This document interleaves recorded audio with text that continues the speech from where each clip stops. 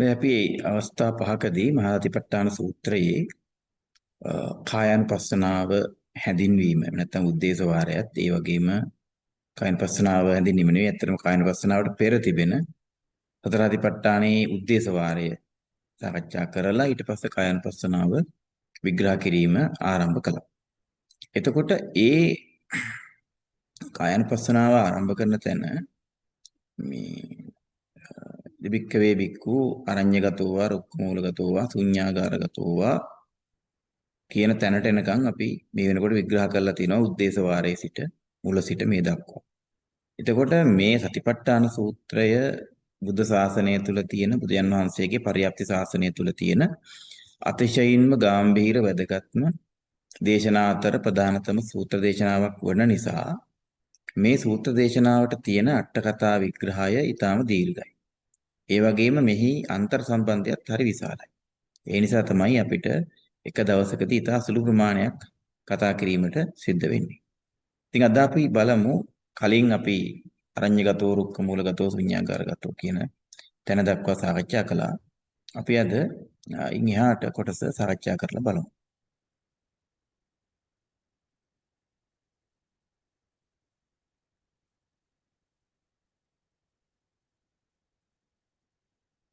එතකොට මේ කායानुපස්සනාවට අදාළ මේ ආනාපාන සති කමඨහනේ මාතිපට්ඨාන සූත්‍රයේ කායानुපස්සනාවේ ආනාපාන සති කමඨහනේ මෙන්න මෙතෙන්ට එනකන් අපි සාකච්ඡා කළා අට කතාව සමග. එතකොට මේකේ මූලික සරල සිංහල අදහස අපි පැහැදිලි කරලා තියෙනවා. නමුත් මම නැවත කියන්නම්. එතකොට මේ ශාසනයෙහි භික්ෂුව කායानुපස්සීව වාසය කරන්නේ කෙසේද කියලා විස්තර කරන දේශනා කරන බුදුරජාණන් වහන්සේ මේ ශාසනයෙහි භික්ෂුව අරණ්‍යයකට රුක්ෂ මූලයකට හෝ ශුන්‍යාගාරයකට ගියේ පළඟක් බැඳගෙන වාඩි වෙයි. කොහොමද වාඩි වෙන්නේ? කය ඍජුව තියාගෙන සිහිය පරිමුඛයේ තබාගෙන ඊළඟට එහෙම ඉන්න ගමන් ඔහු සිහියෙන් යුක්තව හුස්ම ගනි පිට කරයි. හුස්ම දිගයි නම් දිග බව දැනගනි. කෙටි නම් කෙටි බව දැනගනි. ඊළඟට සමස්ත හුස්මටම අවධානය යොමු කරමින් සබ්බකාය පරිසංවේදී සමස්ත හුස්මටම අවධානය යොමු කරමින් හුස්ම ගන්නෙමි හික්මෙයි පිට කරන්නෙමි හික්මෙයි ඊළඟට මේ හුස්ම සංසිඳුවමින් හුස්ම ගන්නෙමි හික්මෙයි හුස්ම පිට කරන්නෙමි හික්මෙයි. ඔන්න ඔය විදිහට තමයි මේ මුල් ඡේදය අපිට සරලව සිංහලෙන් කියන්න පුළුවන්. ඒතකොට මේ අපිට මේ මූලික සූත්‍ර දේශනාව තුළ පේන්නේ ඔන්න ඔය කාරණා ටික විතරයි මේක. මේ වචන වලට අතිරේක විග්‍රහ ආදියට යනවා නම් අපි ඒකෙදි අපිට සිද්ධ වෙනවා මෙන්න මේ වගේ අට කතාවට යන්න මේකේ. එතකොට අපි මේකේ අට කතාවට ගියොත්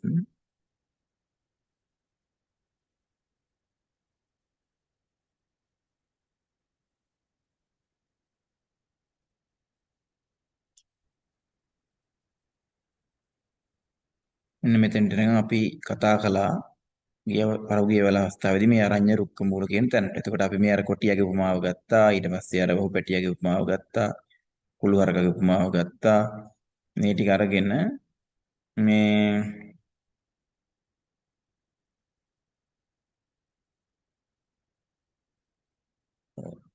ඔන්නතෙන්ට එනකන් විග්‍රහ කළා. ඊට පස්සේදී මෙන්න මේ ගාථාව ගාටන විග්‍රහ කළා දෙවියා කුරුමානන් අල්ලලා ගොදුරකට පනින්නාක් මෙන් මේ වෘක්ෂ මූල සේනාසන ආදිය ඇසුරු කරන යෝගියා ක්‍රමයෙන් කෙලස් දුරු කරන්න උත්සාහ කරන හැටි විග්‍රහ කරා. මෙන්න මෙතන මේ තේනස්ස පරක්කම ජවයෝග භූමි අරඤ්‍ය සේනාසනං දස්සෙන්තෝ භගවා කියලා මේ විග්‍රහ කරන්න යන්න ඒ වැඩ කට ඉස්සෙල්ලා අර කිව්වේ වැඩ කටයුතු වලට කොටියෙක් ගොදුරු අල්ලන්න කුරුමානන් අල්ලනවා වගේ අන්න ඒ වගේ සිත ඒකාග්‍ර කරන්නට භාවිත කළ හැකි තැන් වශයෙන් මේ ආරණ්‍ය සේනාසන ආදී බුදුන් වහන්සේ විස්තර කළා. ඒ ටිකත් මේ අට කතාවේදී සූත්‍රයේ අට කතාවේදී විග්‍රහ කරලා ඊට පස්සේදී මේ සතිපට්ඨාන සූත්‍ර අට කතාවේදී මෙන්න මෙහෙම කියනවා. ඊතෝ පරං ඉමස්මින් ආනාපාන පබ්බේ යං වත්තවි වත්තවි බං සියා තං විසුද්ධි මග්ගේ උත්තමේ කියලා වාක්‍යයක් යොදලා තියෙනවා. දැන් මේ අට කතාවේ සිංහල පරිවර්තනයක් කියවන් ගියත් ඔය ඇත්තන්ට පෙනේවි. ඊතෝ පරං කියලා කියන්නේ මෙතනින් පස්සේ. ඒ කියන්නේ මේ සූත්‍රයේ අට කතාවෙහි මෙතනින් පස්සේ මේ ආනාපාන සති භාවනාව විස්තර කරන තැනට යම් වත්තවි බං යමක් කිව යුතුද? ඒ කියන්නේ මේ අට කතාවේ යම් කිසි දෙයක් විග්‍රහ කරන්න ඕන නම් තං විසුද්ධි මග්ගේ උත්තමය. ඒ සියල්ල විසුද්ධි මාර්ගයේ කියපු විදිහටම සලකා ගන්න කරුණු සලකලා බලන්න ඒ විදිහටම කියවා ගන්න දැනගන්න කියලා කියනවා. අන්න ඒ නිසා දැන් අට කතාවේදී අර දීගං වා රස්සං වා සබ්බකාය පටිසංවේදී ආදී විස්තර ටික සතිපට්ඨාන සූත්‍ර අට කතාවේ කියන්නේ නැවත. මොකද හේතුව බුද්ධඝෝෂ හාමුදුරුවෝ මේ අට කතා සිංහල අට කතා පාලියට පරිවර්තනය කිරීමට පෙර තමයි විසුද්ධි මාර්ගය රචනා කරන්නේ. ඒ විසුද්ධි මාර්ගය රචනා කරද්දී තිබුණ අට කතා සියලු අට කතා සියල්ලම පරිශීලනය කරමින් තමයි විසුද්ධි මාර්ගය කියන සංග්‍රහ ග්‍රන්ථය ලියන්නේ. එතකොට මෙතනට කිව යුතු කාරණා ටික එතන කියලා තියෙන නිසා මේ අට කතාව කියවන් යන පාඨකයට යෝජනා කරනවා විසුද්ධි මග්ගේ බලන්න කියලා. ඒක කියපු නිසා නැවත මම මෙතනදී කියන්නේ නැහැ කියලා. ඒකට අපි විසුද්ධි මග්ගයට ගියපුවාම මේ තියෙන්නේ විසුද්ධි මග්ගය. විසුද්ධි මග්ගේ පළවෙනි කොටස කියලා චට්ට සංගායනාවේ තියෙන්නේ එහෙම කොටස් බෙදීමක් නැහැ පුස්තක පොතේ. නමුත් මේකේ මේ අටවෙනි කොටස අනුස්සති කම්මට්ටාන නිर्देश කියන අටවෙනි නිर्देशයට ගියාම ඒ අටවෙනි නිर्देशේ හොඳ හැඳින්වීමක් තියෙනවා මේ අට කතානුසාරයෙන් කරපු හැඳින්වීමක්. ආරණ්‍ය කියන්නේ මොකක්ද? ශුන්‍යාගාරයක් කියන්නේ මොකක්ද? වෘක්ෂ මූලයක් කියන්නේ මොකක්ද කියලා ওই ටික අපි කලින් හැඳින්නුවා. ඒ ටික තියෙනවා. එතකොට එතන මේ දැන් අර සූත්‍රය තුල කියන නිසීදති පල්ලංකං ආභුජිත්වා උජුං කායම් පනිදාය පරිමුඛං සතින් උපට්ඨපෙත්වා කියන වචන ටික මෙතන හොඳට හඳුන්වලා තියෙනවා. එතකොට නිසීදති කියන හේතුව තමයි ගොඩාක් ඕලාරිකත් නැති හිත විසිරීමත් අඩු නිදිමත ආදියත් අඩු ඉරියව්ව වෙච්ච වාඩි වීමනේ ඉරියව්ව ආනාපානසති භාවනාවට උචිත නිසා මෙතන මේ ආනාපානසති භාවනාවට නිසීදති කියන ඉරියව්ව යෝජනා කරන බව විසුද්ධි මාර්ගයේහි විග්‍රහ කරනවා.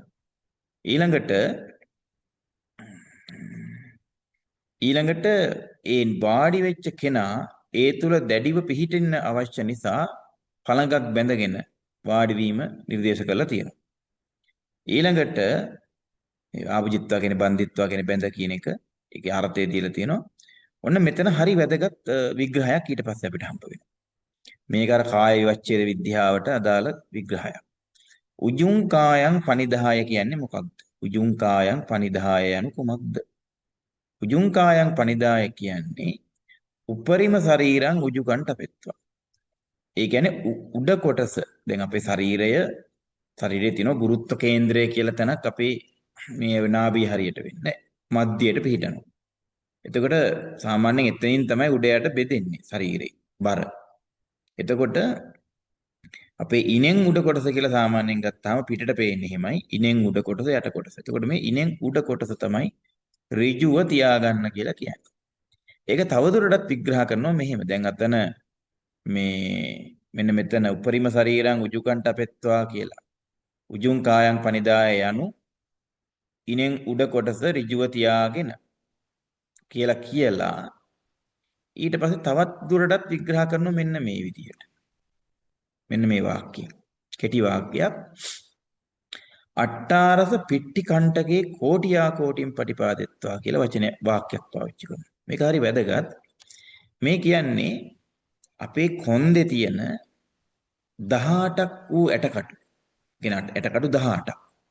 කෝටියා කෝටින් කියන්නේ එක මත එක පටිපාදෙත්වා තැබෙන හිටිනසේ පිහිටුවාගෙන කියලා. කියන්නේ කොන්ද කෙලින් තියාගන්නකොට අපේ පිට කොන්දේ තියෙන ඇටකටු 18ක් එකක් මත එකක් පිහිටනවායි කියලා.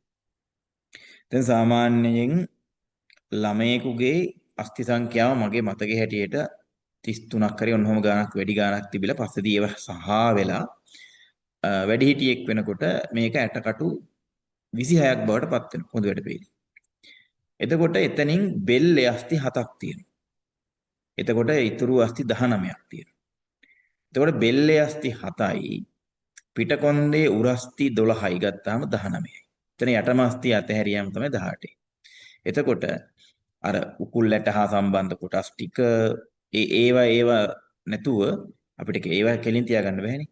ඒතර මේ පිටෙහි කොන්දේ උඩට බෙල්ලේ හිස දක්වා සුසුම්නා ශීර්ෂකයේ දක්වාම තියෙන අස්තීන් 18 එකක් මත එකක් පිහිටන විදියට තියාගන්න කියනවා. එතකොට මේ අර කොඳු යට පේලියේ තියෙන අස්ති සංඛ්‍යාව ඊටාම හොඳින් දක්වපු තැනක් මේක.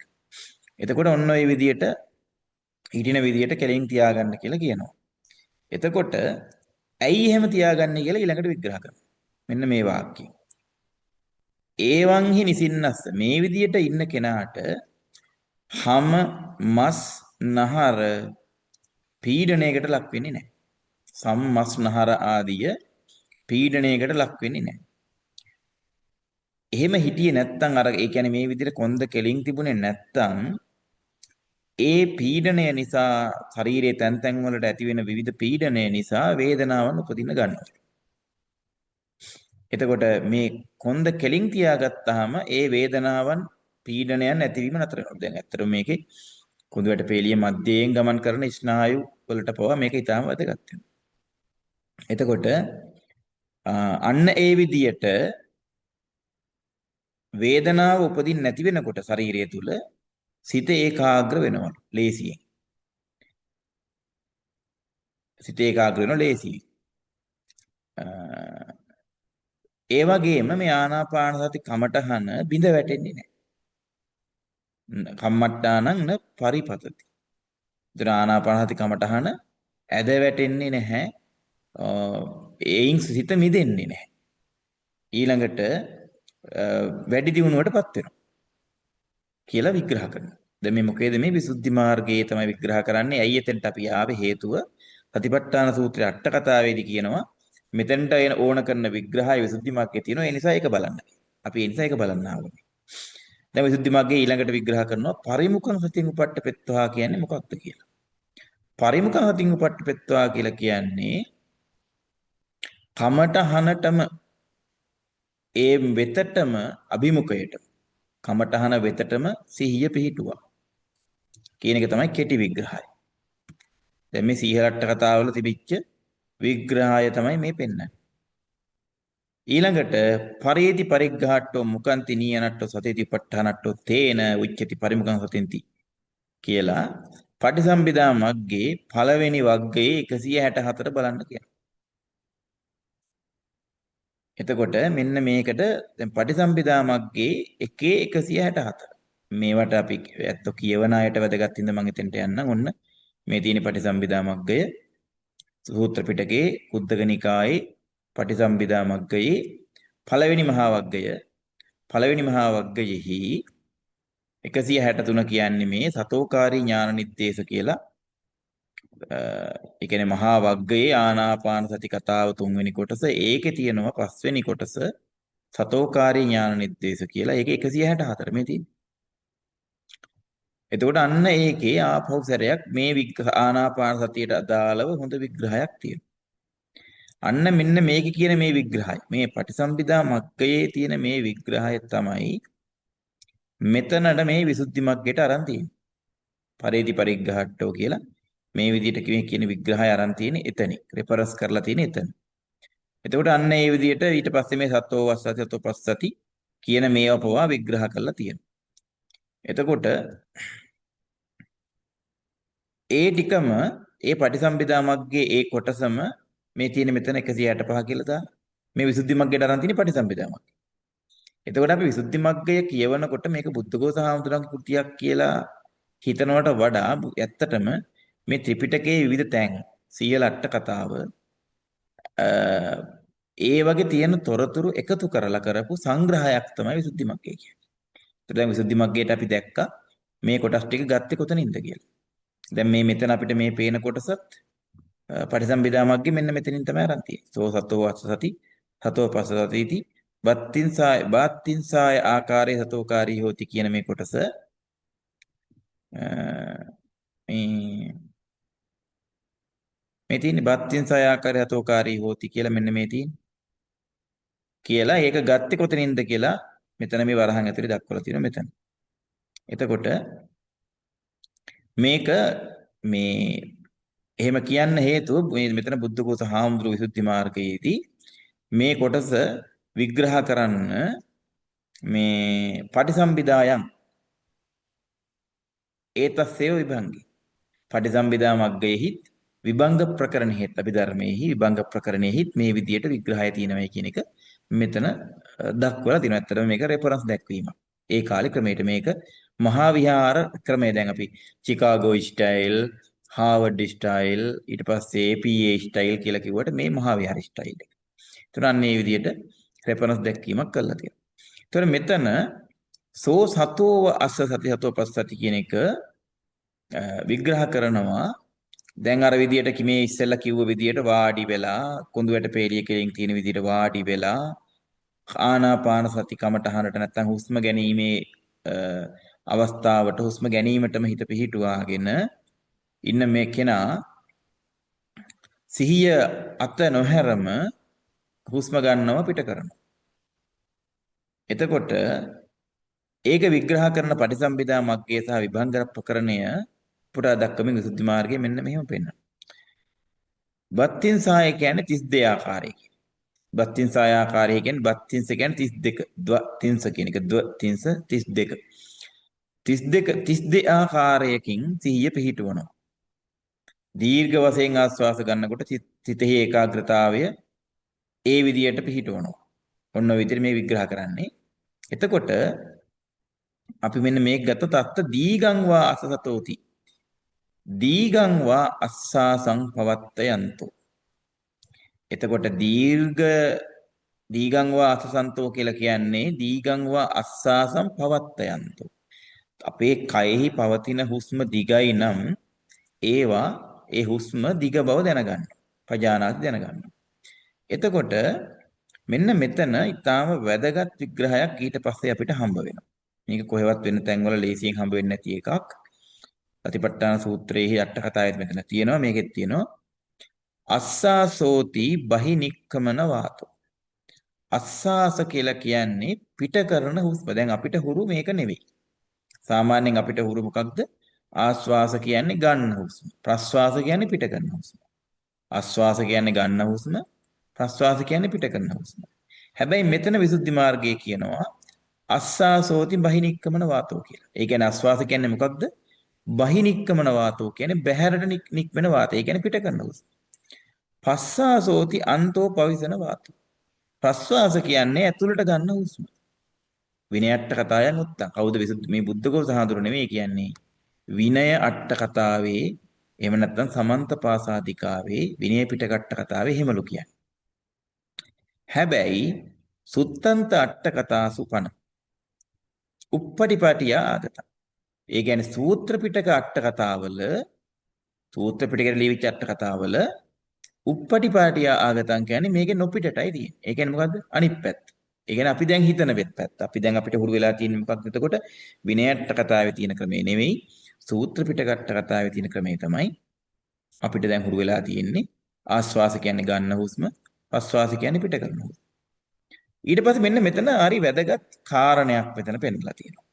තත්ත එහිදී නැත්නම් එහි සබ්බේ සම්පි ගබ්බසෙය්‍යකානම් මාති කුච්චිතෝ නික්කමන කාලේ පඨමං අභ්‍යන්තර වාතෝ බහිනික්කමති. මේක හරි ලස්සන විග්‍රහයක්. ඓතිහාසිකව වැදගත්. මේක මේ කියන්නේ කොයි කාලෙද? මේක කියන්නේ අවතින් අවුරුදු 1600කට 500කට විතර කලින්. මෙහි කියනවා සියලුම මේ ගර්භාෂයේ සිටින සියලුම දෙනා කියන්නේ මව් කුසකින් බිහි වෙන හැම කෙනෙක්ම සබ්බේ සම්පි ගබ්බසෙය්‍යකාන කියන්නේ මව් කුසක ඉඳලා මාතු කුච්චිතෝ නික්කමන කාලේ ගැබක සිට මේ නික්මෙන සියලු දෙනා මව් කුසින් නික්මෙන සියලු දෙනා ඒ කියන්නේ මේ අපි කෙටියෙන් කිව්වොත් මේ ගර්භාෂයේ ඉඳන් උපදිනකොට එළියට එනකොට පඨමං අභ්‍යන්තර වාතෝ බහිනික්කමති. ඒ ළමයා හුස්ම ගන්නවා කියලා ඉස්සෙල්ලාම කරනවයි කියන්නේ අබ්බන්තර වාතෝ බහිනික්කමති. මේ පෙනහළුව ඇතුලේ තියන් ඉන්න හුස්ම ටිකක් ඉස්සරලම එළියට නික්මවනවලු. පච්චා බාහිර වාතෝ සුකුම රජං ගහෙත්වා. ඊට පස්සේදී එළියේ තියෙන මේ වාතය සුකුම රජං ගහෙත්වා ඊටමත් සියුම් ලෙස අරගෙන අබ්බත්තරම් පවිසන්තෝ තාලුං ආහච්ච නිබ්බාය. ඒක ඇතුළට අරගෙන තල්ලේ වැදිලා නතර වෙනවා. ඒවන්තාව අස්සාස පස්සාස වේදිතප්පා. ඔන්න ඔහමලු ඉස්සෙල්ලම මිනිස්සෙක් හුස්ම ගන්න පටන් ගන්න. එතකොට ඒ නිසා තමයි අර විනයට්ට කතාවේ අස්සාස කියන එක පිට කරන හුස්ම හැටියට පටන් ගන්නමල මිනිස්සෙක්ගේ අස්සාස කියලත් ගන්න හුස්ම ප්‍රස්වාස කියලත් විග්‍රහ කරන්නේ ඔන්න ඔය නිසා වෙන්න පුළුවන්. එතකොට ඒ නිසා මේ විග්‍රහයත් එතන දාලා තියෙනවා. එතකොට ඊට පස්සේදී මේ හුස්ම වල දිග කෙටි ආදී භාවයන් විග්‍රහ කරලා තියෙනවා. දැන් මෙතන අපිට වැදගත් වෙන්නේ අතන දීඝනිකායේ සතිපට්ඨාන සූත්‍ර අට කතාවේ දීගං රස්සං කියන දෙක විග්‍රහ කරන්නේ නැහැ. මෙතනදී කියනවා ඒක දිග කෙටි බව කියන එක බලන්න වෙන්නේ ඒ පුද්ගලයාගේ ශරීරවල ක්‍රියාකාරීත්වය අනුව. ඊට පස්සේ මෙතන මේ උදාහරණ කිහිපයක් දක්වලා තියෙනවා. සුනක ආදී සතුන්ගේ ඇඟ කෙටි ඒ නිසා උන් කෙටි හුස්ම ගන්නෙ. සර්පය වගේ දිග සතුන්ගේ මේ දිග හුස්ම වැටෙන්නේ එයාලට. මේ එතකොට මිනිසුන්ගේ සහ අලි වගේ සතුන්ගේ කාලය අනුව දිග කෙටි භාවය වෙනස් වෙනවා. ඒක දිග කෙටි භාවය ඒක ඒ අවස්ථාව අනුව වෙනස් වෙනවා. එතකොට සමහර කෙනෙක්ගේ අර සුනකයන්ගේ වගේ බල්ලොන්ගේ වගේ කෙටි හුස්ම වැටෙන්න පුළුවන්. ඉතින් එන විදිහට විග්‍රහයක් ඊට පස්සේ දක්වනවා. මොකද මෙහෙම දක්වන්න ඇත්තේ මේ දිග කෙටි භාවය කියන එක ඒ කාලෙත් ඇත්තටම ප්‍රශ්නයක් වෙන්නේ නැති. මොකට සාපේක්ෂවද මේ හුස්ම දිගයි කෙටි කියලා දකින්නේ කියලා. ඊට පස්සේ මේ හුස්ම ගන්න ආකාරය දක්වමින් ඊට පස්සේ දීර්ඝ ලෙස හුස්ම ගන්න, කෙටි ලෙස හුස්ම ගන්න ආකාර විග්‍රහ කරනවා. ඊට පස්සේදී මේකෙන් පස්සේදී මෙන්න මෙතන දැන් ඒ කියන්නේ දීගං වා රස්සං වා කියලානේ දෙක මුල් දෙක තියෙන පියවර දෙක. හුස්ම දිගයි නම් දිගයි කියලා දැනගන්නවා, කෙටි නම් කෙටි කියලා දැනගන්නවා. ඔන්න ඊට පස්සේදී සබ්බකාය පටිසංවේදී කියන තැන මේක හරිම වැදගත්. මෙන්න මෙතන මේ තියෙන විග්‍රහය සකලස්ස අස්සාස කායස්ස ඒ කියන්නේ සියලුම හුස්මෙහි. මෙතන අස්සාස කායස්ස කියන්නේ හුස්ම රැල්ලේ. ආදි මජ්ජ පරියෝසානං විදිතං කරන්තෝ පාකටං කරන්තෝ අස්සසිස්සාමිත් සික්කති. ඒ කියන්නේ මේ මුළු හුස්මෙම අපි ගන්න හුස්මේ ආදි මජ්ජ පරියෝසාන ආරම්භය මැද සහ අවසානය හොඳින් දැනගෙන ප්‍රකට කරගෙන හුස්ම ගන්නවා පිට කරනවා කියලා හික්මනවලු. එතකොට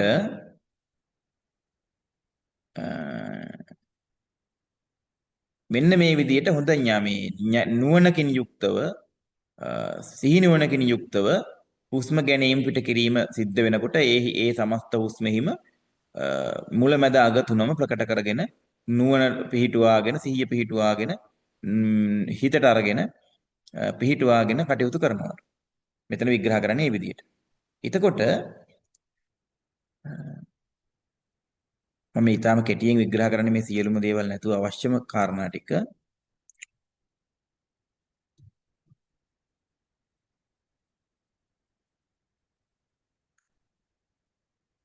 ඊළඟට දැන් මේක විග්‍රහ කරනවා මේ සමහර අය භාවනා කරනකොට මේ මුලැමැද ආග ආදිය මේ දකින්න බැරි වෙන ආකාරය කියනවා. සමහරුන්ට මුල අහු වෙනවා මැද අහු වෙන්නේ නැහැ. සමහරුන්ට මැද අහු වෙනවා අග අහු වෙන්නේ නැහැ. සමහරුන්ට මැදයි අග අහු වෙනවා මුල අහු වෙන්නේ නැහැ. අන්න එහෙම වෙනවලු මේ භාවනාව කරනකොට. මෙතකොට මේ කියන්නේ මේක එහෙම නැතුව සබ්බකාය පටිසංවේදී වෙන්න කියලා සියලුම තැන එහෙම අවධානය තියාගන්න උත්සාහ කරන්න කියලා මේක. ඊළඟට මෙතන සික්කති කියලා වචනයක් පාවිච්චි කරන්න හේතුව ඊළඟට කියනවා සබ්බකාය පටිසංවේදී අසසිස්සාමිත් සික්කති කියලා කියන්නේ හේතුව උත්සාහ කිරීම කියන අර්ථයෙන්ලු මෙතන සික්කති කියන්නේ මේ අටකට මේ විසුද්ධි මග්ගේ මේ කියන්නේ එතකොට යම් කිසි කෙනෙක් එහෙම ඉන්න ගමන් එයා තුල ඒ කියන්නේ මේ හුස්ම කෙරෙහි අවධානය යොමු කරගෙන ඉන්නකොට ඔහු තුල සංවරයක් පිහිටවනවා නම් ඒක එයාගේ ඒ භාවනා කරන කෙනාගේ අදි සීල ශික්ෂාව. ඊළඟට ඒ නිසා එයා තුළ ඇති වෙන සමාධියක් තියෙනවා නම් ඒක ඔහුගේ අධිචිත්ත ශික්ෂාව. ඒ වගේම ඒ ආනාපාන සතිය නිසා යම් ප්‍රඥාවක් ඇති වෙනවා නම් ඒ ඔහුගේ අධි ප්‍රඥා ශික්ෂාව. කියලා මෙන්න මේ විදිහට ත්‍රිශික්ෂාව තුල හික්මෙනවා කියන නිසා මෙතන සික්ඛති කියන වචනේ පාවිච්චි කරනවා. ඒ කියන්නේ සබ්බකාය පටිසංවේදී අස්ස සිස්සාමීති සික්ඛති කියන්නේ සමස්ත උස්මටම අවධානය යොමු කරමින් ඉන්න ඔහු තුල සීල අධිචිත්ත අධිපඤ්ඤා කියන ශික්ෂාවන් සම්පූර්ණ වෙනවා. අන්න එහෙම සම්පූර්ණ කර ගැනීම පිණිස ආස්වාස කරමින් ප්‍රස්වාස කරමින් කියන චේතනාවෙන් යුක්තව හුස්ම ගන්නවා පිට කරනවා කියන එක මෙතන දක්වනවා. එතකොට ඊළඟට මෙතන හොඳ විග්‍රහයක් කියනවා. දැන් මුලදී සමේ දීගං අස්සන්තෝ දීගං අස්සාමීති පජානාති කියලා ක්‍රියාව එතන දාලා තියෙන වර්තමාන කාලේ. රස්සං වා අස්සන්තෝ පස්සන්තෝ කියන තැනත් පජානාති කියලා ක්‍රියාව දක්වලා තියෙන්නේ වර්තමාන කාලේ. ඊළඟට තුන්වෙනි පියවරේදී සබ්බකාය පරිසංවේදී අස්ස සිස්සාමීති සික්කති කියලා අනාගත කාලෙන් ක්‍රියාව දාලා තියෙනවා. එතකොට මේ ඉදිරියේදී දැන් මෙතන ඥානයන් උපදවන්නට මේ කාරණය හේතු වෙන නිසා මෙතන මේ කියනවා ඊතෝ පට්ඨාය කත්තබ්බස්ස ඥානුපාදනාදිනෝ ආකාරස්ස දස්සනත්තං සබ්බකාය පටිසංවේදී අසසිස්සාමීති ආදිනා නයේන අනාගත වචන වශයෙන් පාළී ආරෝපිතාති වේදිතම්. එතකොට මේ ආනාපාන සතිය කෙරෙහි හුස්ම නැත්නම් මේ ආස්වාද ප්‍රස්වාද කෙරෙහි හිතිය පිහිටවල මුලැමැද අග කියන තුනටම හුස්මෙහි අවධානය යොමු කරමින් අදි සීල අදි චිත්ත අදි ප්‍රඥා කියන ශික්ෂාවන් සම්පූර්ණය කරන මේ කෙනා ඥාන ඉපදවීම පිණිස හිත යොදවන නිසා මතුවට අන්න ඒ නිසා මෙතන අනාගත කාලෙන් ඒක දැම්මයි කියලා කියනවා. ඉතින් කෙසේදත් අපිට මෙතන වැදගත් වෙන්නේ මුල මැද අග කියන හුස්මෙහි අවස්ථා තුනටම අවධානය දීලා සමස්ත හුස්මටම අවධානය යොමු කරනවා. දිග කෙටි බවක් දකින්නේ නැහැ. සමස්ත හුස්මට අවධානය දෙමින් හුස්ම ගන්නවා පිට කරනවා කියන එක තමයි මේ දීර්ඝව මේ තැන්වලදී විග්‍රහ කරලා තියෙන්නේ. ඊළඟට හතරවෙනි පියවරත් අපි කතා කරමු. මෙතනින් මේ කොටස ඉවර වෙන නිසා පස්සම්බයං කාය සංකාරං අතසිස්සාමීති සික්කති පස්සිස්සාමීති සික්කති කියන එක විග්‍රහ කරනවා. ඕලාරිකං කාය සංකාරං කියන්නේ රළු හුස්ම. කාය සංකාර කියන්නේ මෙතන හුස්ම. පස්සම්බෙන්තෝ පටිපස්සම්බෙන්තෝ නිරෝධෙන්තෝ උපසමෙන්තෝ අසිස්සාමි. ඒ කියන්නේ සංසිඳුවමින් මනාව සංසිඳුවමින් නිරුද්ධ කරමින් සමනය කරමින් කියන්නේ රළු හුස්ම නිරුද්ධ කරමින් හුස්ම ගන්නෙමි පිට කරමි කියලා සිත මෙහෙයවනවා. සිහිය පිහිටවලා ඒ තුල හැසිරවනවා. එතකොට මෙතනදී මේ විග්‍රහ කරන්න කියන්නේ ඉමස්සෙහි කියන්නේ මෙතනදී මේ විග්‍රහ කරන්නේ මේ භාවනා කරන භික්ෂුව නැත්නම් යෝගියා පුබ්බේ අපරිග්ගහිත කාලේ කායෝච චිත්තංච සදරතා හොಂತಿ ඕලාරිකා. ඒ කියන්නේ මේ සිත භාවනාවට යොමු නොකරපු කාලේ අපරිග්ගහිත කාලය කියලා කියන්නේ මේ අර ත්‍රිශික්ෂාව තුල යොදවපු නැති කාලේ සිතයි කයයි දෙකම දර දඬුයි රළුයි. එතකොට කයෙහි හිතෙහි ඕලාරික බව නිසා රළු බව දැඩි බව නිසා මේ ඒක ඒ රළු බව දැඩි බව කයෙහි හිතෙහි ඉක්මවපු නැති නිසා එයාගේ හුස්මත් ඕලාරිකයි රළුයි. එතකොට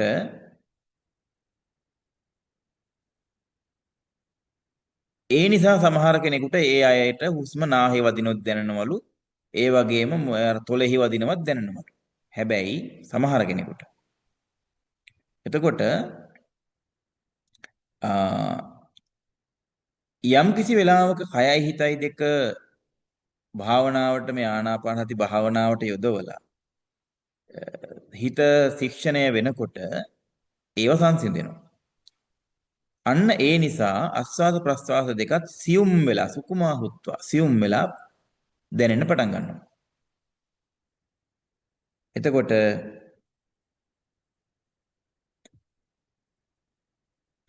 ඒ නිසා හුස්ම තිබේද නොතිබේද කියලා නිශ්චය කරගන්න බැරි මට්ටමකට වගේ තත්වයකට අත්තිනුකෝ නත්තිති. මේක තිබේද නොතිබේද කියලා නිශ්චය කරගන්නට තරම් නොහැකි මට්ටමකට තරම් සියුම් වෙනවා. අන්න තවත් ඊට පස්සේ මේකේ උදාහරණයක් වෙනවා. හරියට කියනවා නම් සෙය්‍යතාපි පුරිසස්ස දාවිත්වා පබ්බතාවා ඕරෝහිත්වා මහා භාරං වා සීසතෝ ඕරෝපෙත්වා ටිතස්ස ඕලාරික ආස්වාස පස්සාස හොಂತಿ. ඒ කියන්නේ මේ දුවපු මිනිස්සෙක්ගේ හරි එහෙම නැත්නම් කන්දක් නැගපු තරණය කරපු මිනිස්සෙක්ගේ හරි මහා බරක් හිත මත තියාගෙන ගිහිල්ලා ඒක බිමින් තියපු මිනිස්සෙක්ගේ හරි ආස්වාස ප්‍රස්වාස රළුයි. ඔන්න ඒ රළු හුස්ම ගැන පැහැදිලි කරනවා. එතකොට මේ නහයෙන් හුස්ම ගන්න බැහැලු එයාට මුකේන අස්සසන්තෝපි පසන්තෝපි දිට්ඨති. මුකේන අස්සසන්තෝපි පසසන්තෝපි දිට්ඨති. නහයෙන් හුස්ම ගන්න බැහැලු එයාට කටින් හුස්ම ගන්න. මොකද හේතුව මේ රළු හුස්ම නිසා. එතකොට එහෙම නැතුව බොහොම සැහැල්ලුවෙන් ඉන්න එක්කෙනාගේ හුස්ම සියුම්. අන්න ඒ විදිහට විග්‍රහ කරමින් මේ දෙකේ සංසන්දනය කරනවා. එතකොට අර අපි මුලින් භාවනාවට වාඩි වෙනකොට තියෙන රළු භාවය කොච්චරක් අඩු වුණාද කියලා පෙන්වන්නයි මේ උපමාව කියන්නේ. එතකොට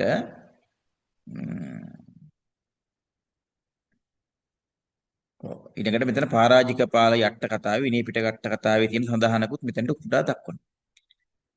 එතකොට ඊට පස්සේදී මේ දීඝ බාහනක මජ්ක්‍ධිම බාහනක ආදී අය මේ දක්වපු මතවාදෙකුත් ඒ කියන්නේ ඒ අයගේ තිබිච්ච අදහස් මේ සම්බන්ධවත් ඊළඟට දක්වලා තියෙනවා.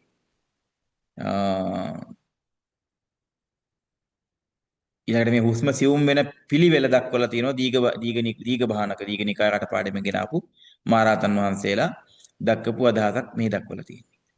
ඒතර ඔන්න ඔය විදිහට මහ විශාල විග්‍රහ ප්‍රමාණයක් මේ සම්බන්ධව තියෙනවා. එතකොට අපි මේ කතා කරන්නේ මහාධිපට්ඨාන සූත්‍රයේ උද්දේශයෙන් පස්සේන කායානුපස්සනාවේ ආනාපාන සති කමඨහනේ පළමුවෙනි කොටසේ අපි අර හුස්ම සියුම් වෙන තැන දක්වා එහෙම නැත්නම් පස්සම්බයං කාය සංකාරං අසිස්සාවේ සික්කති දක්වා කතා කළා. ඉතින් පස්සේදී සමත භාවනාවට අදාළ කොටස අවසන් වෙනවා. ඉතින් පස්සේ විදර්ශනාවට අදාළ කොටසයි ආරම්භ වෙන්නේ. මොකද මේ ආනාපාන සති කමඨහන සතිපට්ඨාන සූත්‍රයේ තියෙන ආනාපාන සති කමඨහන තමයි ඊටාම කෙටි සමත භාවනා කමඨහන මුළු ත්‍රිපිටකයේ තුලම තියෙන මේ හා සමාන කෙටි කමඨහනක් වෙනත් තැනක හම්බ වෙන්නේ නැහැ. ඒ නිසා මෙතනින් පස්සේ කෙලින්ම විදර්ශනාව විග්‍රහ කරන්නට යමු වෙනවා. ඉතින් අද අපි මේ දක්වා කතා කළා ටිකක් ඉක්මනින්ම කිව්වේ අර බහනක මතවාද ආදී බොහෝ දේවල් අපි නොකිය හැරියා. මොකද ගොඩාක් විග්‍රහ නිසා ඒක ඇත්තටම ප්‍රායෝගිකව භාවනාව කරන කෙනෙකුට සමහර දේවල් අවශ්‍ය වෙන්නේ නැහැ. නමුත් අර පරියප්තිය හදාරන කෙනෙකුට ඒ විග්‍රහයනුත් වැදගත් වෙනවා සමහර අවස්ථාවලදී. එහෙම තියෙන බවයි මම පෙන්වන්නේ මූලාශ්‍රය යම් කෙනෙකුට අවශ්‍ය නම් මේ බලන කෙනෙකුට ඒ තැන් වලට ගිහිල්ලා ඒව වෙනමම අධ්‍යයනය කරන්න පුළුවන්. ඉතින් විශාල කාලයක් මේ එක ඡේදයක් පේලියක් විග්‍රහ කරන්නත් ඒ අනුව අපිට ගත වෙන්න පුළුවන්. ඉතින් ඔන්න ඔය ප්‍රමාණය අද අපි සාකච්ඡා කළා. ඉතින් එහෙමනම් ඔයත් අන්න යම් කිසි දෙයක් මේ සම්බන්ධව විමසීමක් තිබෙනවා නම් මේ වෙලාවේදී විමසන්නට පුළුවන්.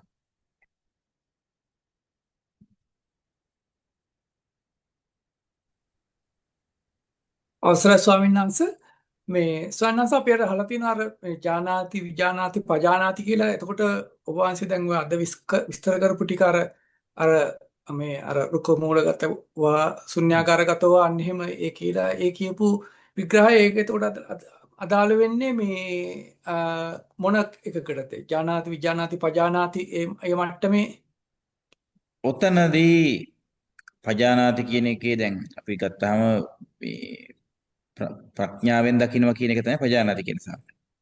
හැබැයි දැන් විජානාති විඥාන සංජානාතිති සංඥා. එතකොට පරිජානාතිති පරිඥා පඤ්ඤා අභිජානාතිති අභිඥා කියලා ඔහොම විග්‍රහ තියෙනවා.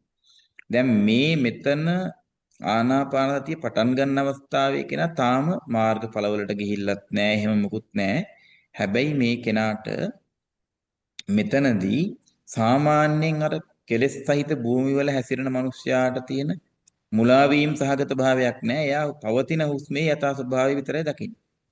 එතන යම්කිසි ප්‍රඥාවක් තියෙන. දැන් උදාහරණයකට සීලේ පතිට්ඨාය නරෝ සපඤ්ඤෝ චිත්තම් පඤ්ඤංච භාවයන් කියනකොට සමාධි ප්‍රඥා වඩන්න යන මිනිස්සයාට ප්‍රඥාවක් තියෙනවා.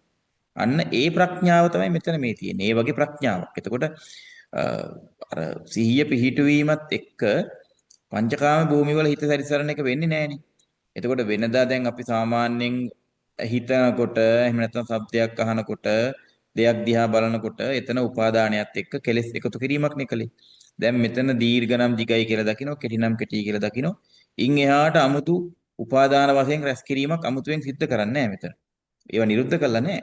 නමුත් මෙතන වෙන්නේ නැහැ. ඒ නිසා පවතින හුස්මේ යථා ස්වභාවය දකින නිසා එතන යම්කිසි විදියකින් අපිට දකින්න හිතන්න පුළුවන් මේ පජානාති කියන වචනේ එතන පාවිච්චි කරන්නේ ඒ නිසා කියලා. නැතුව අර මේ අරහත් ඵලයට ගියපු කෙනෙකුට ඇති වෙන ප්‍රඥාව කියන தත්ත්වෙ නෙවෙයි මේ. ඒතකොට මෙතන නුවණින් දැකීම තමයි පජානාති කියන්නේ. ප්‍රඥාවෙන් යුක්තව දකින්න. හැබැයි අර පරිපූර්ණ ප්‍රඥාවක් නෙවෙයි මෙතන. මොකද අපිට ඒක හොඳට පේනවා. මේක ඉස්සරහට යනකොට අපිට හම්බ වෙනවා. ඒ පරිපූර්ණ ප්‍රඥාවට යන පියවර. ඒක තව ගොඩක් ඉස්සරහට හම්බ වෙන්නේ. ඒකයි ස්වාමීන් වහන්සේ අර කාමාවචර සිත් වලින් ඈත් වෙලා අර රූපාවචර සිත් මට්ටමට එන්න වගේ එකක් උපක්‍රමයක්ද? ඒ උපචාර සමාධි මට්ටමේ තමයි මෙතන තියෙන්නේ. ඒතකොට අර්පණ සමාධියට යන්නේ උතන පස්සම්බයං කාය සංකාරං වලින් එක්කම අර්පණ සමාධිය. මේ උපචාර සමාධි මට්ටම. එතකොට එතනදී අර නීවරණ උපදින විදියේ ಜಾති නෙමෙයි මෙයා මේ ඉන්ද්‍රියන් තුලින් කරන්නේ. ඒක ප්‍රඥා මට්ටම. ඒක ඇත්තටම හරියට ගැළපෙනවා ස්වාමීන් වහන්සේ. ඔබ වහන්සේ අහලා තියෙනවද දැන් අර අරිට්ඨ කියලා හාමුදුරු කෙනෙක් බුද්ධ ශාසනයේ හිටපු අරිට්ඨගෙන් අහන ඔයා කොහොමද ආනාපාන සති කරේ කිව්වම ඊට පස්සේ මේ ඔය කියන විස්තරේම කියනවා දීර්ඝෝලේ හුස්ම ගන්නවා එහෙම ඒක ඔක්කොම නුවණෙන් දකිනවා කියලා එහෙම කියලා ඊට පස්සේ බුදුහාමුදුරුවෝ එතනදි කියනවා මේ එහෙම එකක් නෑ කියලා මම කියන්නේ නෑ කියලා මේ එහෙම එකක් තියෙනවා හැබැයි ඕක කියන එක නෙමෙයි මගේ ශාසනයේ තියෙන්නේ කියලා එහෙම විස්තරයක්ත් තියෙනවා නේ සයින්ස් අන්සර් හම්බෙලා තියෙනවද දන්නේ අරිට්ඨ සූත්‍රය නෑ මට එහෙම එකක් හම්බෙලා නෑ. මම බලන්න ඕන මේ සූත්‍රය නම අරිට්ඨ සූත්‍රයද මේ සංජය මහත්තයා? අරිට්ඨ සූත්‍රය සයින්ස් අරිට්ඨනේ. ඔව්. කද්දපාති උපරිට්ඨ හඳුර නෙවෙයිනේ ඔය.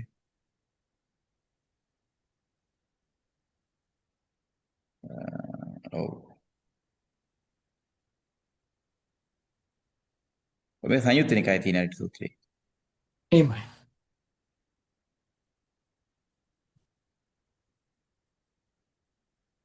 ඔව් අපි ඒක බලමු මේ පළමු ටයිම් එක දවසේ නැති නිසා අපි ඔව් ඊළඟ දවසේදී අපි මේකත් එක්කම කතා කරොත් හොඳයි නේද?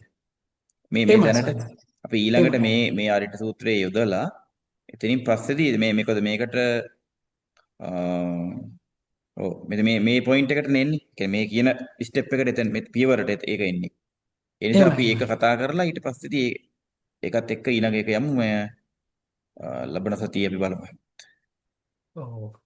ඒතකොට ස්වාමීන් වහන්සේ අපි ඔය බුද්ධ ශාසනයේ තියෙන භාවනා තියෙනවා නම් ඒක අර ඒකට කියන්නේ අර විවේක නිශ්චිත විරාග නිශ්චිත නිරෝධ නිශ්චිත ඔස්සග්ග පරිණාමී කියලා කියන්නේ භාවනා කරන්නේ මේ නිවනට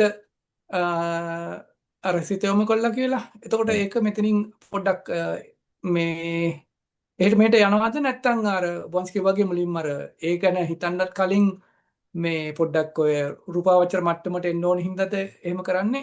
ඔව් මේක දැන් මේ අපි මේ කතා කරලා නැවැත්තුවේ අපි මුල් පේලි කීපෙනේ ආනපනසති එහෙමයි. කමටහන්. එතකොට මේක ඉස්සරහට ඒ කියන වොස්සග්ග පරිණාමී ඒ පැත්තට යනවා. දැන් උතන මේ ධම්මානුපස්සනාවේ ආනාපානසති කමටහන ඇතුලේ ධම්මානුපස්සනාව මේකේ හරීම කෙටි. නමුත් අපි වෙනස් සූත්‍රවල බලනකොට ඒකෙදී ආනාපානසති කමටහනේ පියවර 16ක් තියෙනවා. 4 එතකොට කායानुපස්සනාවට 4යි, වේදනානුපස්සනාවට 4යි, චිත්තානුපස්සනාවට 4යි, ධම්මානුපස්සනාවට 4යි. ඒතකොට මේ ධම්මානුපස්සනාවේ 4 තමයි ඔය වොස්සග්ග පරිණාමී මේ පැත්තට දාලා තියෙන්නේ. එතකොට මේ සූත්‍රය අපිට ඒ විදිහට ඒ වචන වලින් පේන්නේ නැහැ. ව්‍යංජන නානත්වය කියලා කියන්නේ එකට අපිට අක්ෂර වලින් විවිධත්වයක් පේනවා. නමුත් අර තැනම තමයි මේ විග්‍රහ කරන්නේ. මේ නචකින්ච ලෝක උපාදීති වගේ එහෙම තියෙනවා. ඒවා ඔය සමුදය ධම්මානුපස්සීව ඔය ධම්මානුපස්සීව කියන තැන්වල ඒ අර ඔය වස්සග්ග පරිණාමී නිරෝධ නිසිත විරාග නිසිත පැත්තට තමයි මේ පැත්ත බර වෙන්නේ. දැන් ආරම්භ කරන අවස්ථාවේ අපි මේ මුලින් සංග්‍රහ කතා කළා මේ රළු හිතක් තියෙන, දඩබ්බර හිතක් තියෙන කෙනෙක් නිසා එයාව ටික ටික ඒ මාවතට අරන් යෑමක් තමයි මේකෙදි පෙන්වලා තියෙන්නේ. එහෙමයි. ස්වාමීන් වහන්සේ මේ අර අද ගොඩාක් කතා කරේ අර කෙටි හුස්ම දිග හුස්ම අර මධ්‍යම හිම කියලා. ඔව්. ඒතකොට ස්වාමීන් වහන්සේ අපි අර අහලා තිනව නේද මේ දැන් එක වෙලාවකට තියෙන එක සිතයි කියන එක. ඒක ඒක මේ චක්ක විඥානය, සෝත විඥානය වගේ මේ මට්ටම කියලා ගත්තොත් දැන් මෙතනදී දැන් කයට අපි නහයකට ඇතර නහයට ගෝචර මේ අර ගන්ධ කියන එකනේ දැන් අපේ වචනෙට කියනවා තමයි උනාට මේ ඒ කයට හුස්ම ගැටෙන එක දැනෙන්නේ කෙනෙකුට මුත ස්වභාවයෙන් නේද? අර ප්‍රමුඛ ස්වභාවයක. ස්වභාවයෙන්. එතකොට ස්වාමීන් වහන්සේ දැන් ඊට පස්සේ ඒක ඒ මුත ස්වභාවය දැනිලා එතකොට ඒක කාය විඥානය වෙන්න පුළුවන් එතනදී. එහෙම දැනෙන්නේ. ඔව්. ඊට පස්සේ ස්වාමීන් වහන්සේ ඒ අර දිගද කෙටිද කියන එක බලන්න ඊට පස්සේ මනෝ විඥානය වෙන්න ඕනේ නේද? එහෙම වුණොත් නම්. දැන් මුලින්ම මූලික ස්පර්ශය කාය විඥානය ඇවිල්ලා ඊට පස්සේ අර එහෙම ආයි අර පිටින් විග්‍රහ කරගන්න එපා නේද? මේක කෙටිද දිගද මධ්‍යමද එහෙම කියලා. ඔය දැන් ඇත්තටම ඔය හුස්ම ශරීරයේ ස්පර්ශ වීමෙන් දිග කෙටිභාවයක් බැලීම හැමෝටම කරන්න බෑ. ඒක සමහරවිට බෑ. දැන් මෙතන ගොඩක් වෙලාවට ඔය හුස්ම කියන එක දිග කෙටි බව බලන්නේ විඤ්ඤාත මට්ටමින් තමයි. ඒ කියන්නේ ඒක ස්පර්ශයෙන් බලන එකක් නෙවෙයි. ඒක අපි දැන් අර හුස්මට පරිමුඛ හතින් පටපෙත්තා කියන තැන කියන්නේත් ඒකනේ. හුස්මට අවධානය යොමු කරනවා, ඒකට අවධානය යොමු කරනවා. නමුත් අර මේකේ කියන්නේ නැහැ. ඒක මූලික ආරම්භයක් හැටියට සමහරු නාසිකාග්‍රය ගන්න ගුරුකුල වාදයක් තියෙනවා. තොල් මෙතන ස්පර්ශ වෙන හැටි මේ හරියේ බලන හැකුත් තියෙනවා. නමුත් මූලික වශයෙන් හුස්මටයි අවධානය යොමු කරන්නේ. එතකොට ඒක ස්පර්ශයක්වත් නෙවෙයි, ඒක හුස්ම දැනෙන එකක්. දැන් මේක අපි ආනාපාන සති කියලානේ ගන්නෙ. සති කියන්නේත් අනුස්සතියක්. එතකොට ඒක කෙලින්ම වැටෙන්නේ විඤ්ඤාත මට්ටමට. අනුස්සති කියන එක. එතකොට දැන් පැහැදිලිවම රස දිග වලින් පස්සේදී සබ්බකාය පටිසංවේදී කියන එකෙත් හුස්මේ මුලැමැදාග කියන්නේ කොහෙවත් ස්පර්ශ වෙන තරක් නෙවෙයි. අපි ගන්න හුස්ම ආරම්භ කරන ස්ථානය සහ මේ මැද සහ අග පිට කරන හුස්මත් එහෙමයි. ඒකෙත් ස්පර්ශ වල ස්ථානයක් නෙවෙයි අත්‍තරම බලන්නේ හුස්ම. ඒක හුස්ම අපිට ස්පර්ශ වුණත් නැතත් අපිට අර විදියට හුස්ම දිහා බලනවා. ඒතකොට ඒක වැටෙන්නේ සති කියන කොටසට. සිහි කරනවා කියන කොටසට. ඒතකොට ඒ අනුව ඒක විඤ්ඤාත මට්ටමට තමයි වැටෙන්නේ. ඒ කියන්නේ ස්වාමීන් වහන්සේ මානසිකාර ස්වභාවයක් ඒක නේද? මානසික ස්වභාවයකට. ඒතර අපේ අර ඉන්ද්‍රියයන්ගේ විසිරිච්ච හිත මෙතනින් ගෙනල්ලා දැන් මොකද මේක බුදු පසේ බුදු මහරහතන් වහන්සේලා විශේෂයෙන් බුදුවරු අනිවාර්යයෙන්ම වඩන භාවනාවනේ. ඒතර මේක ලේසියෙන්ම අරමුණ සොයා ගැනීමට පහසුයි. අතිරේක උපකරණ අවශ්‍ය නැහැ. සියලුම චරිත ස්වභාවයන්ට ගැළපෙන බුදු භාවනාවනේ. ඒතර ඒ නිසාම මෙතනින් තමයි පටන් ගන්නෙ ගොඩක් දෙනා. ඒතකොට ඒකෙන් අනිත් එක තමයි මේකේ විශේෂත්වය සියලුම පැතිවලට යන්න පුළුවන් භාවනාව. කිසිම අඩුවක් නැහැ මේකේ. එමයි සනස. ස්වාමීන් වහන්සේ අද ඔබ වහන්සේ අර ගොඩක් අර මේ අර විසුද්ධි මාර්ගයේ කොහොමද අර ඔය අට කතාවට එහෙම ගැලපෙන්නේ එහෙම කියපු කතාව කිව්වා ස්වාමීන් වහන්සේ මට පොඩි ප්‍රශ්නයක් තිබ්බා දැන් මුලින්ම දැන් අට කතා ලියන හාමුදුරුවන්වත් දැන් ඔය පාලි ඒ වචන ටික එහෙමම මේ කටපාඩමින් අරන් ආවනේ. ඒතකොට ස්වාමීන් වහන්සේ උන්වහන්සේලාට ඒ පාලි ඒ ඒ කියන්නේ දැන් ඒ වගේ තියෙන ව්‍යාකරණ ඒ ඔක්කොම ඒ මේ හැකියාව ඔක්කොම තිබිලා තියෙන්න ඕනේ ඒ වෙලාවේ. ඒවාද ඔය භාෂාව ඇත්තටම ඒ කාලේ විවහාර භාෂාවක් නේ. කියන කතා කරපු භාෂාව. එතකොට ඒක දැනගෙන මුල් කාලේ තිබුණා. පස්සේදී ඒව ඉගෙන ගත්තනේ වෙනම. ඒව සම්පූර්ණයෙන්ම ඉගෙන ගන්නවා ඒක. දැන් උදාහරණයක් විදියට මහා විහාරය පටන් ගත්තාම මිහිඳු මහරහතන් වහන්සේගේ ඉඳන් ඒ ඒ පරිවේණ තුල නැත්නම් පිරිවෙන් තුල මේක විතරයි සමස්තය. ඒ කියන්නේ ෆුල් ටයිම් ත්‍රිපිටකය අට කතා. ඒ හැර වෙන කිසි දෙයක් නැහැ. මුළු ජීවිත කාලෙම කැප කරලා අනිත් එක නිකම්ම නෙවෙයි සමාධි භාවනාව වඩන ගමන් එයාලගේ කැපැසිටි එක වැඩි. මතක සිටින උන්වහන්සේලාගේ මතක ශක්තිය වැඩි ගොඩක්ම. ඒකට උදාහරණ කතා ඕන තරම් තියෙනවා. එතකොට දැන් මෑත යුගයේත් මේ ඔය මින්ගුන් සයදේව හාමුදුරුවෝ එහෙම බුරුමේ හිටපු මේ මුල් ත්‍රිපිටකය අට කතා සමග කටපාඩම් කීමේ කර තිබුණනේ උන්වහන්සේලා. එතකොට ඒ විග්‍රහයයි ඒ සියල්ලම ඒක වෙනමම දෙයක් ඉතින් ඇත්තට මේ කියන්නේ මුළු ජීවිත කාලෙම ඒ වෙනුවෙන් කැප කරලා. දැන් අපි විතරක් නෙවෙයි දැන් ඍග්වේදය ආදී වේද ගත්තත් සිව් වේදය කටපාඩම් කරන අය ඉන්නවා. හිටියා. ඒ හැම එකක්ම කටපාඩම්ෙන් න්යාය මුල් කාලේ. ඍග්වේදය ඇතුළු වේද ග්‍රන්ථ කටපාඩමෙන් ආවා. ඊට පස්සේ අනිකුත් ඔය ආගමික ග්‍රන්ථත් මුලින් මතකෙන් ඇවිල්ලා තමයි පස්සේ ලියන්නේ පොත්. මුලින්ම කෘතිවල නෙවෙයි තිබුණේ කොයි එකක්. ඉතින් ওই විදිහට ගත්තාම දැන් ওই ජෛන ආගම ගත්තත් ජෛන පොත් ලිව්වේ ක්‍රිස්තු වර්ෂ 13 වෙනි සියවසේ තමයි බුදුහාමුදුරු පිරිනිවන් පාලත් අවුරුදු 1800කට විතර පස්සේ තමයි ජෛන පොත් ලිව්වේ. ඒ කියන්නේ නිගණ්ඨනාථ පුත්ත මේ මිය ගිහිල්ලත් කේවලයටපත් වුණා කියලා කියන්නේ කේවලයටපත් වෙලත් අවුරුදු 1800කට විතර පස්සේ තමයි කෘති රචනා කරලා අවසන් කරන්නේ. කෘති රචනා කිරීම පටන් ගන්න ක්‍රිස්තු වර්ෂ 6 වෙනි සියවසේ පළවෙනි පොත. ඒ කියන්නේ නිගණ්ඨනාථ පුත්ත මිය ගිහිල්ලා අවුරුදු 1000කට පස්සේ. ඒ වගේ ඉතින් ඒගොල්ලන්ගේ ගෙනාව. නමුත් දැන් ත්‍රිපිටකයේ විශේෂයි ඒක සම්පූර්ණයෙන් එක්කෙනෙක් නෙමෙයි. බාරක પરම්පරා 18ක් තියෙනවා. ඒ කොටස් ඒ પરම්පරාව විසින් මතකෙන් ගෙනාව අට කතාවත් එහෙමයි. ඒතර විසුද්ධි මග්ගයට අරන් තියෙන්නේ ඔය ඒ ගෙනාවු පාළි අට කතා සිංහලෙන් ලියලා තිබිලා සිංහලෙන් තිබිච්ච අට කතාවල තිබිච්ච ටික තමයි ආපහු පාළියට හරවලා තියෙන්නේ. අර මුල්ම තිබිච්ච පාළි අට කතා මතකෙන් ආපුවනේ. ඒවා වෙන කොහෙවත් ලියලා තිබිලා නැහැ. ලංකාවේදී ඒක සිංහලෙන් ලියුවා. මොකද හේතුව අර වෙමින් විද්‍යාසාගරයෙන් පස්සේ ආව ප්‍රශ්න නිසා. එතකොට බුද්ධඝෝස හාමුදුරන්ට අවශ්‍ය වුණා අර මතකෙන් ආපු ඒවා ටිකක් නැති වෙලා පාලි පොතුත් නැහැ. ඒ නිසා සිංහලෙන් තියෙන අට කතා ටික පාලියට හරවන්න. එතකොට සාමාන්‍යයෙන් උන්වහන්සේ දැන් ඒක අර ඉන්දියාවේ ඉන්න එකේ පරිශීලනයේ පිටිසනේ අරන් ගියේ. එතකොට එතනදී උන භාෂාවකින් දන්නේ ලිව්වේ නේද? එතකොට ඒක පාලි භාෂාවෙන් ඉන්නේ දැන් ඔය ලියන්නේ. දැන් ඒකේ පැහැදිලිවම කියනෝනේ දීපන්තර වාසී නම් අත්තයි කියලා කියන්නේ දීපන්තර වාසී නම් කියලා කියන්නේ ඉන්ටර්නැෂනල් යූසර්ස් කියන අර්ථය. ඒ කියන්නේ ඉන්ටර්නැෂනල් දීපන්තර වාසී කියන්නේ. ඒ කියන්නේ ඉන්දියාව පමණක් නෙවෙයි අනිකුත් බුදුදහම ප්‍රවේදිච්ච ඕනම රටක් කෙනෙකුට පාලි ත්‍රිපිටකය මේ කියවන නිසා පාලි භාෂාව පුළුවන්. ඒගොල්ලන්ට පාලියෙන් ලිව්වම ඕනම ලියකෙවිලා පුළුවන්. දැන් ඔය යටත් විජය යුගයේ අපේ තායිලන්තය අතර ලියුම් හුමාරු කරලා තියෙන්නේ පාලි භාෂාවෙන්. මොකද ඒගොල්ලන්ට ඉංග්‍රීසි බැරි අය. ඒ පාලි භාෂාවෙන් ලියුම් කටයුතු කරලා තියෙනවා තායිලන්ත සහ ලංකාවේ හාමුදුරුවෝ. ඒ කියන්නේ සාමාන්‍යයෙන් අක්ෂර වෙනස් ඒ වුණාට අර මේ ඔව්. හැඟීම ගන්නවා නේද? ඒ ඔව්. සද්දයෙන් හැඟීම ගන්න. ඔව් දැන් බුරුම ත්‍රිපිටකයේ තියෙන බුරුම අක්ෂරේ. නමුත් අපේ ත්‍රිපිටකයේ අපි මේ කියවන ටිකම තමයි ඒ තියෙන්නේ. බුරුම ඔව්. අකුරු. නමුත් පාලි. දැන් එහෙමයි. රෝමනයිටිස් PTS ත්‍රිපිටකයේ තියෙන්නේ රෝමන් අක්ෂරයෙන්. හැබැයි පාලි. ඒ රෝම PTS වලට අරන් තියෙන්නේ ලංකාවේ තිබිච්ච පුස්කොළ පොත්වල ත්‍රිපිටකේ අරන් තියෙන්නේ. ඔව්. එතකොට බුදුගොස් හාමුදුරුවෝ මේ මොකක් හරි ඉන්දියාවේ ඉන්න කට්ටියට පුළුවන් විදිහේ අක්ෂර ටිකකින් තමයි ඒ ලියන්න අක්ෂර වලින් උන්වහන්සේ ඒක ලියනවා. එතකොට ඒක බලලාගෙන ලියන කෙනාට ඒ අක්ෂර දන්නව නම් තමන්ගේ භාෂාවේ අකුරු වලින් ලියන්න පුළුවන්. එහෙම යන්නේ. ඒ වගේ පිටපත් ගණනාවක් තියෙනවා. දැන් අපේ ත්‍රිපිටකේ වුණත් එක එක අක්ෂර වලින් පිටපත් තියෙනවා. චීනෙන් හම්බෙච්ච ඒවා තියෙනවා. ඔය ධම්මපදයේ එහෙම ගොඩක් පැරණි පිටපත් තියෙනවා එහෙම. ඔව්.